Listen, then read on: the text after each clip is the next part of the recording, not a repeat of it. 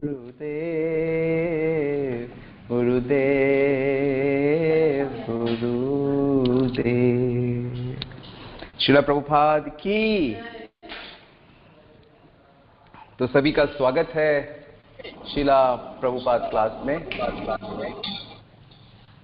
तो बहुत सुंदर प्रसंग चल रहा है और प्रसंग भी ऐसा चल रहा है कि जब श्रीला प्रभुपाद को बहुत संघर्ष करना पड़ रहा है और इस संघर्ष में वो अकेले ही जूझ रहे हैं,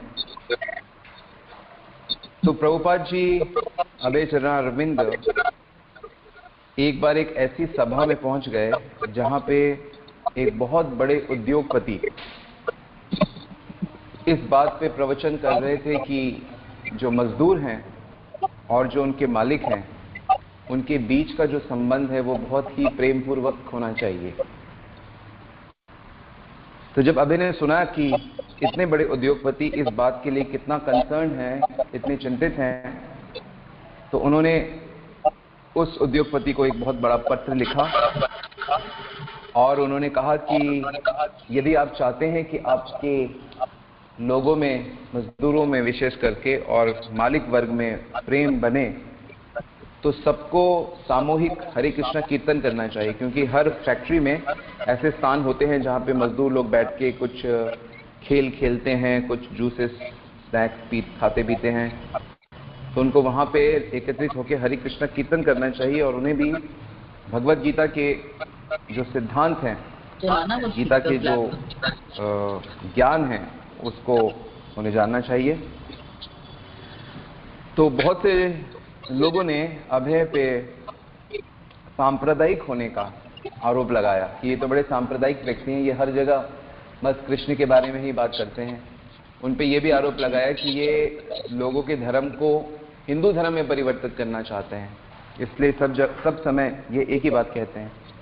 लेकिन अभय ने समझाया कि नहीं, भगवत गीता जो है वो किसी एक धर्म का नहीं है, भगवत गीता सार्वजनिक है, भगवत गीता सभी लोगों के लिए है। बार बार वो यही बात बताते थे। तो ये जो सिद्धांत है उन्होंने समझाया कि कोई भी कार्यक्रम ऐसा नहीं हो सकता जिस कार्यक्रम में हम भगवान को उस कार्यक्रम से बाहर रखें, चाहे ये सेक्युलर रास्ते है, धर्मनिरपेक्ष। कृष्ण सभी जीवों के पिता हैं और पिता होने के नाते इस जगत में जितने भी संगठन हैं, जितनी भी संस्थाएं हैं, जितनी भी सरकारें हैं, वह सब उनके अधिकार क्षेत्र में आती हैं। तो किसी भी कारण से भगवान को इससे अलग नहीं रखा जा सकता। हालांकि इतना विरोध उनको सहना पड़ता था, लेकिन कभी कभी जब कोई प्रशंसा का या सराहना करता था, सराहना का एक शब्द भी उनके लिए कह देता था, तो अभय को उसी से बहुत अधिक सुकून मिलता था, उसी से उनको बहुत अच्छा लगता था। इतने अधिक सुझाव देने के बावजूद भी और इतनी असफलता लेने के बावजूद भी वे कभी निरुत्साहित नहीं हुए, वे कभी भी दुखी नहीं हुए। ये अभय का एक सेना के सेनापति जैसे होते हैं आर्मी में, वह कभी रुके नहीं। और क्योंकि उस समय भी गौड़िया मठ में गुटबंदी चल रही थी, अभी भी कोर्ट की केसेस चल रहे थे और वहाँ से तो प्रचार लगभग ठप हो गया था, लेकिन अभय अभी भी प्रचार कर रहे थे। और वो हमेशा यही कहते थे, जब उनसे पूछते थे कि आप कहाँ से हो, तो वो बताते थे कि मैं इनका शिष्य हूँ और मैं भगवत गीता का प्रचारक हूँ और मैं इस मैगजीन का संपादक हूँ। तो बैक टू गॉडेड मैगजीन वो निकाले हुए थे, तो वो अपना परिचय इस प्रकार से देते थे। और उन्होंने किसी भी गुट में नहीं शामिल हुए, क्योंकि एक गुट में शामिल होने का मतलब है कि दूसरे गुट से झगड़ा करना, और इससे अभय दूर रहे। समय बीता गया और अभय की जो लखनऊ में उन्होंने जो फैक्ट्री डाली थी, जो दवाइयों की फैक्ट्री उन्होंने लगाई थी, तो धीरे धीरे उसमें भी नुकसान होने लगा और स्थिति यहाँ तक पहुँच गई कि वह किराया देने में और जो वर्कर्स थे उनके यहाँ उनका वेतन देने में भी उनको बहुत मुश्किल हो रही थी।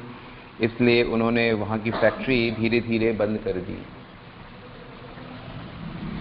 कुछ दिनों बाद अभय को एक सपना आया, और सपने में कौन आए? सपने में आए उनके गुरु महाराज भक्तिसिद्धांत सरस्वती महाराज। और सपने में आके वो कह रहे थे, अभय समय आ गया कि तुम संन्यास लो।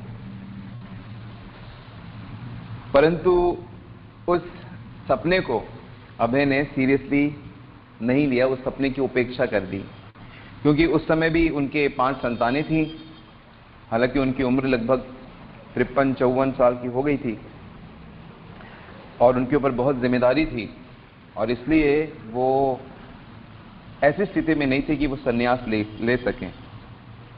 लखनऊ के बाद उन्होंने इलाहाबाद में फिर से काम शुरू किया, जहाँ पे उनकी डे फार्मेसी बंद हो चुकी थी काफ़ी साल पहले, लेकिन फिर से उन्होंने एक दवाइयों की फैक्ट्री वहाँ पे डाली कि उन्हें फिर से दवाई बनानी है, उन्हें धन उपार्जन करना है, उन्हें अपने परिवार को चलाना है। लेकिन एक विचार जो उनके सामने बार बार प्रकट हो रहा था, वह विचार वही था, वही श्लोक भागवत का, यस्याहम अनुग्रामी हरिष्ये तद्धनम शने ततो धनम त्यजन्ते अस्या स्वजना दुखितम। ये श्लोक जिसका अर्थ है कि जिसपे मैं बहुत विशेष अनुग्रह करता हूँ तो मैं उसका जो धन है मैं वो धीरे धीरे ले लेता हूँ, और मैं उसकी ऐसी हालत कर देता हूँ कि उसके परिवार के लोग, उसके स्वजन उसको छोड़ देते हैं, जिसके कारण से वह इतना असहाय हो जाता है कि वह सिर्फ मेरी ही शरण में आता है और मेरे ही पास आके उसको पूर्ण रूप से सुख शांति का अनुभव होता है। तो ये श्लोक बार बार अभय चरण पढ़ते थे, और उनके गुरु महाराज भी इस श्लोक का अक्सर चर्चा किया करते थे कि श्री कृष्ण की जो लीला है उसको समझना बहुत मुश्किल है, लेकिन एक बात तो तय है कि श्री कृष्ण जो कुछ भी करते हैं उससे भक्त का नित्य उसकी कीर्ति बढ़ती है, नित्य उसका कल्याण होता है। अभय के अंदर महाप्रभु के संदेश का प्रचार करने की इच्छा बहुत बढ़ती जा रही थी, और कृष्ण भी उनको इतना विवश कर रहे थे कि वह अपने संसार का त्याग कर दें। और बीच बीच में रह रहकर उनको ये शिक्षाएं भी याद आती थी कुंती महारानी की, जिसमें कुंती महारानी यही कहती है कि हे भगवान, आपको अधिक धन वाले, अधिक ज्ञान वाले, अधिक बल वाले, अधिक पद वाले लोग कैसे समझ सकते हैं? आप तो अकिंचनों की संपत्ति हो। तो रह रहकर अभय इस श्लोक से भी बहुत बल लिया करते थे। एक बार अभय जब कलकत्ता गए, महात्मा गांधी रोड में जहां उनकी पत्नी का घर था, मतलब उनके ससुर का घर था, तो उनकी पत्नी अपने बच्चों को लेकर उनके वहां चली गई, और जब अभय वहां पे गए तो उन्होंने देखा कि खाने पीने का सब सामान बाहर से मंगाया गया है। तो अभय को देखकर बड़ा आश्चर्य लगा कि उनकी पत्नी वहां पे जाके भी रसोई में काम नहीं कर रही है, और उन्हें लगा कि उनकी पत्नी बिगड़ती जा रही है। तो और उनके अभय के ससुर ने उनको बहुत डांटा कि आप कैसे व्यक्ति हो कि पूरा समय आप पूजा पाठ में लगे रहते हो, आप अपने परिवार का ध्यान नहीं रखते, आपकी ये जिम्मेदारी बनती है, तुम्हारे परिवार का भरण पोषण कौन करेगा, तुम अपने बिजनेस पे ध्यान फोकस कम करते हो। तो इस प्रकार अभय को बड़ा कुछ सुनना पड़ा अपने परिवार के लोगों से भी। लेकिन इस पे भी अब अभय हतोत्साहित नहीं हुए, और वे अपनी पत्नी को फिर एक नए घर पे उन्होंने ट्रांसफ़र किया और दोबारा से फिर अपना काम शुरू किया। और वहाँ पे भी उनके जो और भी संबंधी थे और लोग थे, वो सदैव अभय के लिए कुछ न कुछ कहते रहते थे कि ऐसे थोड़ी चलता है कि बस भगवान का पूजा पाठ करते रहो और भगवान आके सारे काम तुम्हारे कर देंगे, आपको अपना धंधा पानी करना पड़ेगा। हालांकि अभय प्रयास कर रहे थे, लेकिन उनका अधिकांश समय लेखन कार्य में जाता था। और उनके भतीजे इस बात को बताते हैं कि जब इस प्रकार कई बार लोग उनसे कहते थे, तो वो उनसे यही कहते थे कि भाई, मैं जो काम कर रहा हूँ वो आप लोग नहीं समझ सकते, मेरा जो काम है वो आप नहीं समझ सकते कि मैं क्या कर रहा हूँ। जो मेरा काम है वह इस जगत की समझ के परे है वास्तव में, और सही समय आने पर ही आप समझ पाओगे कि मैं क्या काम कर रहा हूँ। वो हमेशा इस प्रकार से कहा करते थे, और उनके परिवार वाले इस बात को आज स्वीकार करके बड़े आनंदित होते हैं कि अभय ने जो जो काम किया है वह व्यासदेव की भांति वह बड़े बड़े आचार्यों के समान कार्य है, जो युगों युगों तक लोगों का मार्गदर्शन करता रहेगा। अभय उस समय भी जब भी कोई संस्था खुलती थी या जब भी कोई स्कूल खुलता था और सरकार के जो बड़े बड़े अफसर हैं, मंत्री हैं, उनको वह ये राय देते थे कि मैं बहुत कुछ कर सकता हूँ, मैं आपको ये बता सकता हूँ कि किस प्रकार से वैदिक यज्ञ किए जाते हैं, किस प्रकार से गीता को हम प्रैक्टिकली अपने जीवन में उतार सकते हैं, किस प्रकार से हम ग्रंथों को प्रिंट करके वितरण कर सकते हैं, किस प्रकार से हम भगवान के उत्सव मना सकते हैं, किस प्रकार से, और मैं शिष्य भी ग्रहण कर सकता हूँ, मैं दीक्षा भी दे सकता हूँ। तो इस प्रकार जितने भी कार्य आज हम हरे कृष्ण आंदोलन में देखते हैं जो श्रीला प्रभुपाद ने इम्प्लीमेंट किए हैं, वो वास्तव में उनकी पहले से ही प्लानिंग थी। पहले से ही वो कई सालों पहले से ही उनके दिमाग में ये सब बातें थी, जो शास्त्रों को पढ़ने से उनकी समझ में आया था, जो वो बहुत प्रयास करते थे कि वो उसे इम्प्लीमेंट कर सकें, लेकिन वह मौका उनको नहीं मिल पाया। तो इतने प्रयास करने के बावजूद भी उनको ये सफलता नहीं मिली।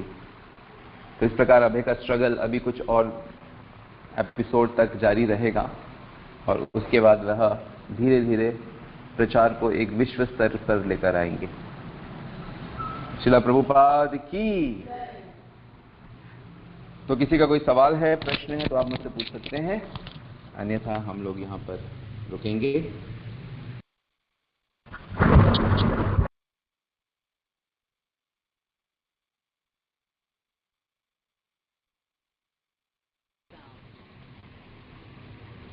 कोई सवाल?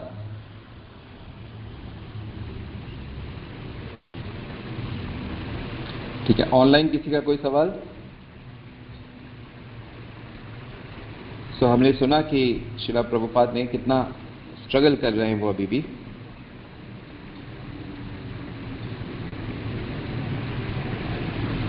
ठीक है, तो हम रुक सकते हैं यहाँ पे।